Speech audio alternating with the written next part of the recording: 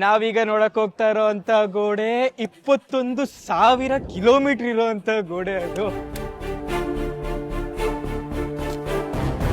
ಆಯಾ ಪ್ರದೇಶದಲ್ಲಿ ಏನೇನು ಸಿಗುತ್ತೆ ಅಂತಂದ್ರೆ ಕಲ್ಲು ಸಿಕ್ಕಿದ್ರೆ ಕಲ್ಲು, ಮಣ್ಣು, ಇಲ್ಲಾಂದ್ರೆ ಸುಣ್ಣ, ತಿಕ್ಕಿ ರೈಸು ಅಂತಂದ್ರೆ ಅಕ್ಕಿನ ಸಹ ಹಾಕೊಂಡು ಈ ಗೋಡೆನ ನಿರ್ಮಾಣ ಮಾಡಿದ್ದಾರೆ.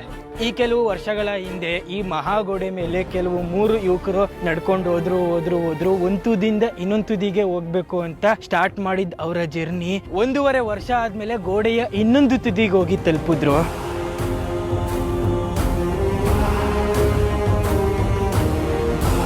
ಈ ಗೋಡೆ ಜೊತೆಯಲ್ಲೇ ಅಲ್ಲಲ್ಲಿ ಈ ತರ ವಾಚ್ ಟವರ್ನ ನಾವು ನೋಡ್ಬೋದು. ಈ ತರ ವಾಚ್ ಟವರ್ 25,000 ವಾಚ್ ಟವರ್ನ ನಾವು ಇಡೀ ಗೋಡೆ ಏಕ ನೋಡ್ಬೋದು.